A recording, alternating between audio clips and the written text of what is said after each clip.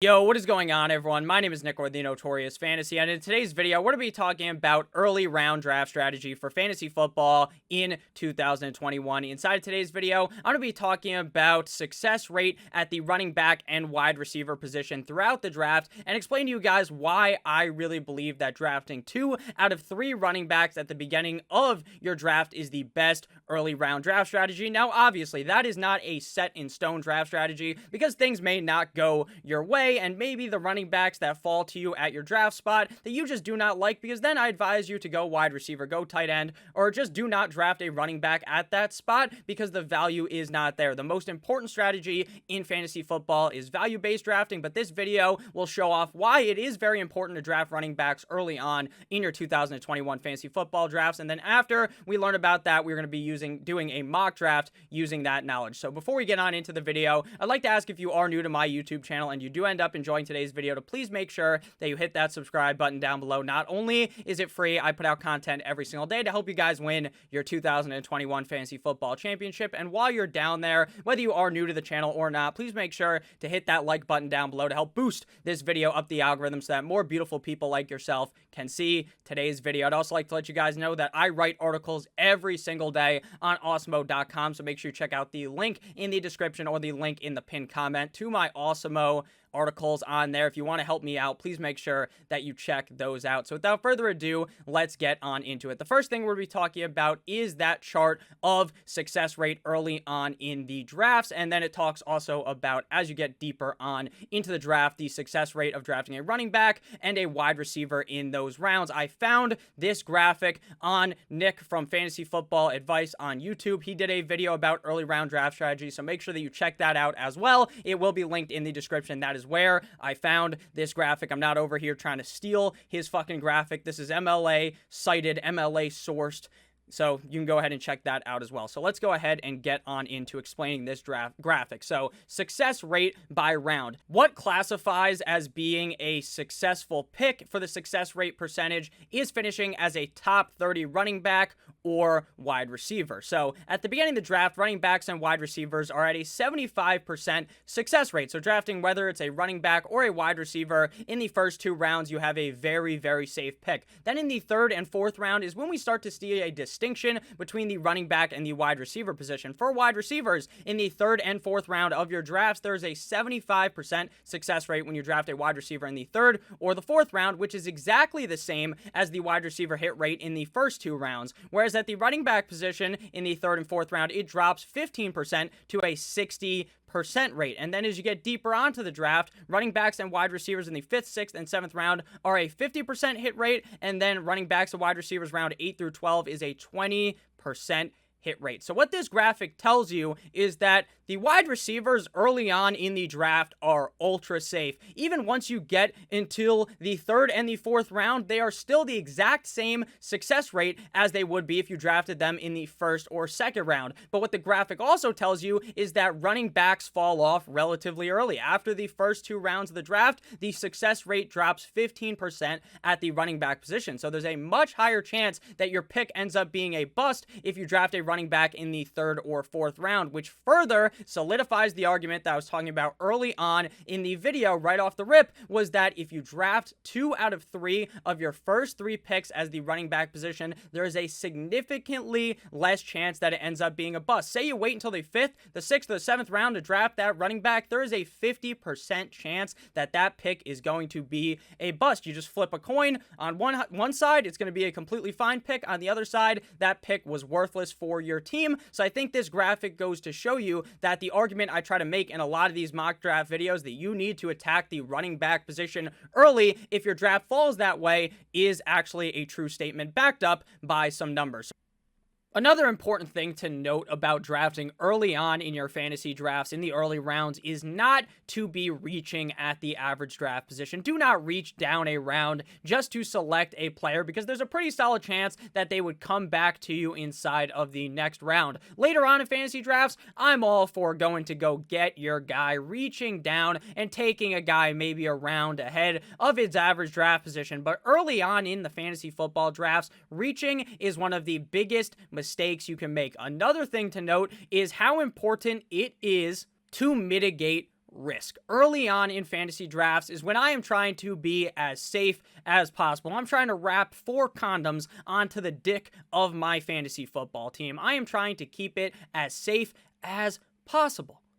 Because later on in the draft, that's when I'm going to be taking these risks on these players. That's when I'm going to be taking the upside shots at the running backs, at the wide receivers that have very high ceilings. But early on in the draft, you want to keep in mind that if those first couple of picks are busts, that is going to significantly hurt your team. Whereas if that late round wide receiver that you take, that you really like, that you think has upside, if that player ends up being bad, in reality, it does not really end up mattering. But you can't win your fantasy football drafts in the early rounds of it, but you can certainly lose it by taking unnecessary risks. And one of the biggest risks that you can take is just by reaching down in the ADP, taking someone far ahead of where they should be going in your draft. So we are going to be doing a mock draft in this video where I show you guys how to utilize this strategy. Now, again, if things do not go your way in the draft and you're sitting there at the 9th, the 10th overall pick and all the running backs you like are gone, then I'm perfectly fine taking 2 wide receivers. Because that graphic that is above me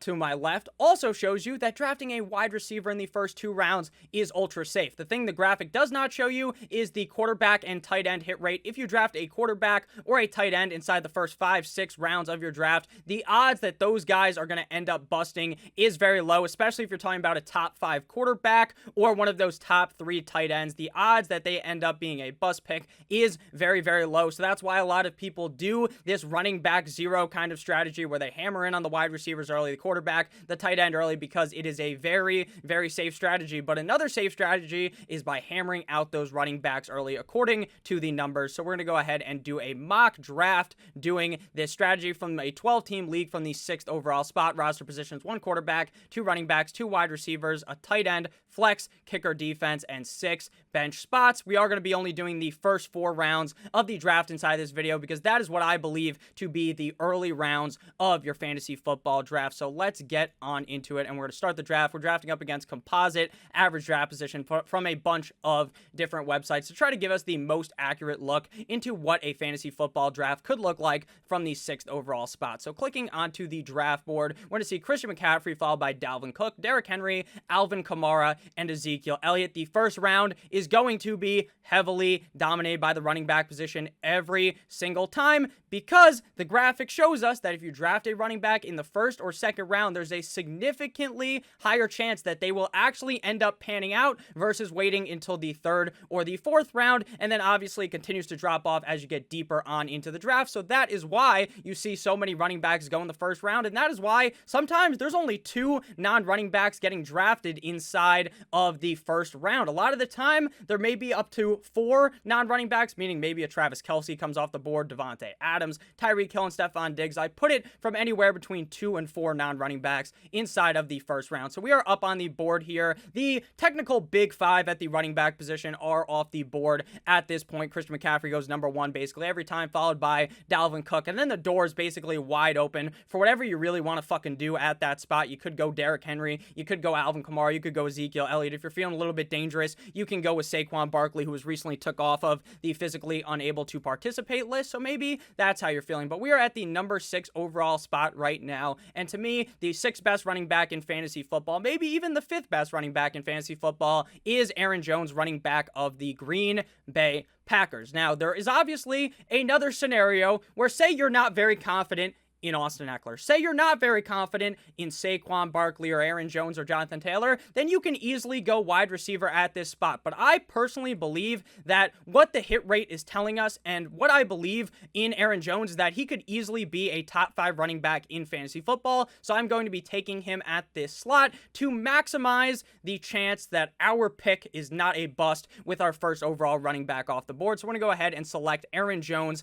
at the 106. Now we're going to go ahead and see what happens before we have our 2nd overall pick in the draft. So at the 106, we went with Aaron Jones, followed by Devontae Adams, Saquon Barkley, Travis Kelce, Nick Chubb, Tyreek Hill, and Jonathan Taylor. So in this draft, we see 3 non-running backs go inside of the 1st round. I have yet to see it be all running backs inside the 1st round in a 12-team league, but I have seen it in an 8 or 10-team league. So in 12-team leagues, there's always going to be at least 2+ non-running backs inside of the first round. None of these picks are obviously bad because Devontae Adams is really safe, as is a guy like Tyreek Hill with a lot of upside in Kansas City. Same thing goes with Travis Kelce. So the second round starts off with Austin Eckler, Stephon Diggs, Najee Harris, DeAndre Hopkins, Antonio Gibson, and Calvin Ridley. This is where our plan comes to fruition. It comes perfectly back to us because not everyone fired off a bunch of running backs inside of the second round. Some people were taking wide receivers. The back half of the draft is typically where around that 8, 9, 10, 11, 12 range is when you really start to see people utilize the zero strategy, meaning the zero running back draft strategy, where they don't draft a single running back until the 4th or the 5th round, or the zero wide receiver strategy, because you can stack these elite running backs or these elite wide receivers, or you can get a nice tight end with a nice wide receiver, and some people like to utilize those draft strategies. I made 2 videos on those strategies, a running back zero draft strategy and a wide receiver zero draft strategy, if you guys want to check that out. But we are back up on the board here, and like I said, the plan really came to fruition because not too many running backs came off the board. So I'm very excited to get one of these running backs that is still available at 207. So looking at the running backs still available here, we got Joe Mixon, Clyde, Edwards-Hilaire, DeAndre Swift, Chris Carson, David Montgomery. With the injury to DeAndre Swift with his groin injury, right now I do not feel confident at all drafting him inside of the second round. So the battle is going to be between Joe Mixon and Clyde Edwards-Hilaire. The question here for you as the audience would be to let me know down below in the comment section, who would you rather draft right now, Joe Mixon or Clyde Edwards-Hilaire? To me, it's a risk versus a safety pick right here. To me, Joe Mixon probably has higher upside, as he is a very talented running back who could score a lot of touchdowns, get a lot of points in the pass catching game as well as in the rushing game. But the biggest risk is the fact that Joe Mixon always has this upside. We always talk him up, and he really never ends up playing to the fruition of where you wanted to draft him. So the question is, do you want to go with Joe Mixon with not the greatest offensive line, with an offense that's going to be very pass heavy, or do you want to go with Kansas City, who should have a good offensive line, but that team is also very pass heavy? It's a question of risk versus safety. I'm personally going to lean with the safer pick here, and we're going to go with Clyde Edwards-Hilaire. Now, on my rankings, I do have Joe Mixon ranked higher in my rankings, but on a lot of these mock draft videos, I do kind of end up with Joe Mixon inside of the second round, so I figured we would talk a little bit about Clyde Edwards-Hilaire. While Clyde Edwards-Hilaire definitely does not have the build of a player that is going to be scoring 7,000 touchdowns, because he's not just a fucking wrecking ball of a unit of a man. He's not that tall, he's not that big, but he is going to be very dangerous inside of the receiving game for the Kansas City Chiefs. I feel pretty comfortable with him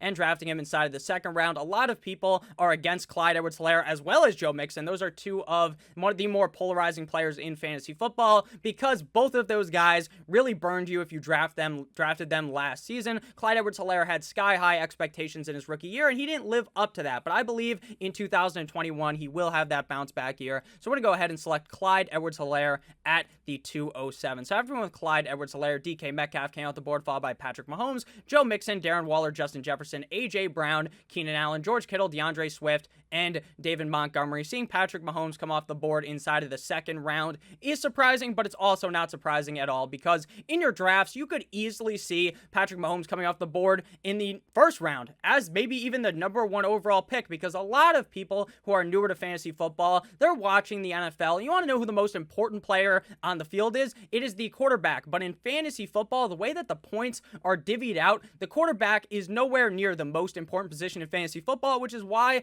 I typically wait to draft a quarterback. Can you draft a quarterback inside the second or the third round? Yes, and you can definitely win your league doing that, because while the chart doesn't show it, drafting a quarterback super early, the odds that Patrick Mahomes completely falls off the face of the earth, unless there is an injury, is very, very low. Slim to none. So I believe that Patrick Mahomes is a fine pick in the second round. Would I do it? No, but that doesn't necessarily mean that is a bad pick. And depending on how experienced your league is at playing fantasy football, really depends on where the quarterbacks go. Typically, the more experienced leagues, the quarterbacks go around the 4th and the 5th round, whereas in leagues with newer players, it typically goes earlier. So looking at the board right now, we were correct about our assumption early on in the video that the first 2 rounds were really heavily dominated by the running back position, but the third round, it's starting to open up with A.J. Brown, Keenan Allen, George Kittle, DeAndre Swift, and David Montgomery. My thoughts on drafting a tight end in fantasy football is basically either get one of these elite guys at the tight end position, a Travis Kelce, a Darren Waller,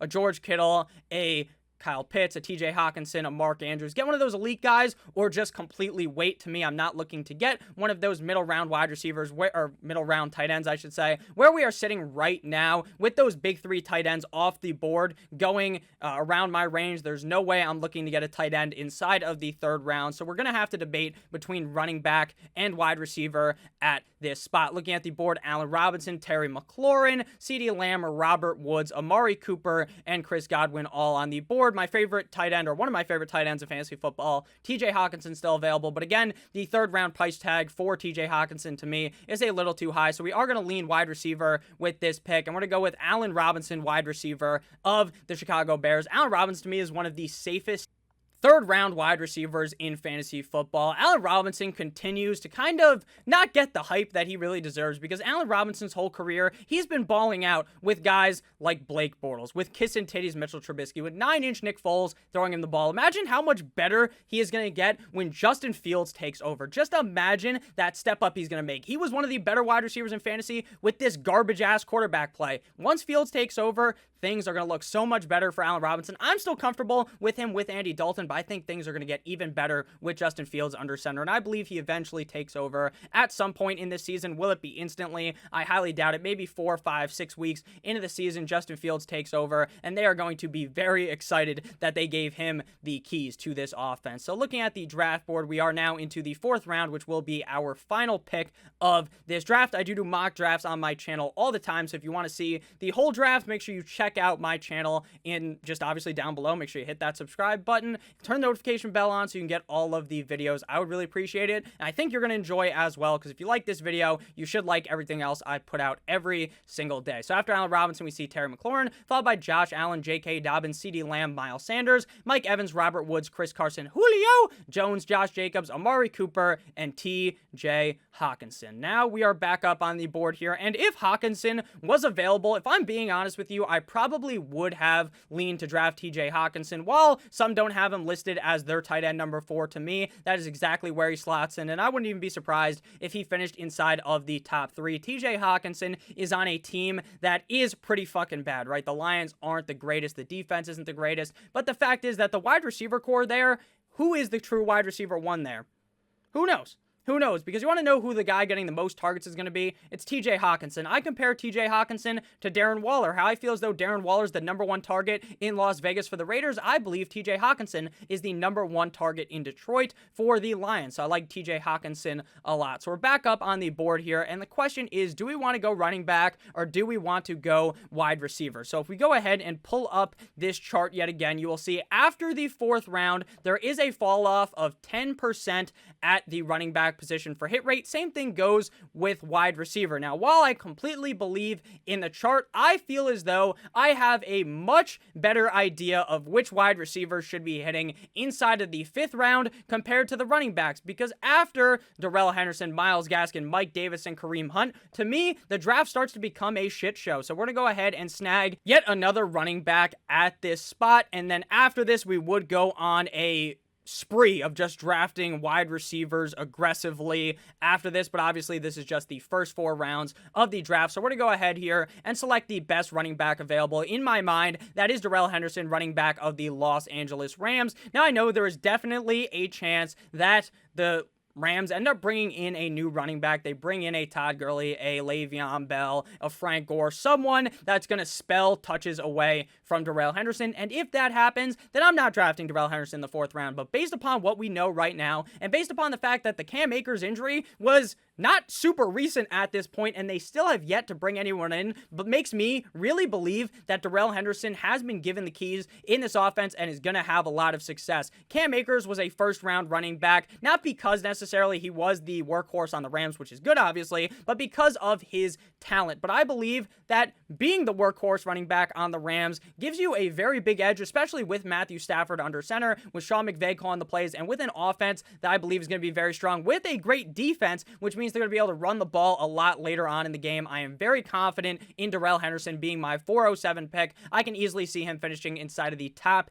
14 at the running back position at the end of the year, as long as they do not not end up bringing in another running back to completely fuck over Darrell Henderson. So thank you guys for watching, but we are going to we're going to recap the 4th round of the draft, and I'll tell you who I probably would have picked inside the 5th round, and then we're going to get out of here. So after we went Darrell Henderson, Chris Godwin came at the board, followed by Kyle Pitts, Kyler Murray, Lamar Jackson, Myles Gaskin, Adam Thielen, Cooper Kupp, Tyler Lockett, DJ Moore, and Mark Andrews. Now, looking back, I probably would have drafted not a running back there. I probably would have drafted a wide receiver and then snagged a running back inside the 5th round because I'm very confident in Mike Davis.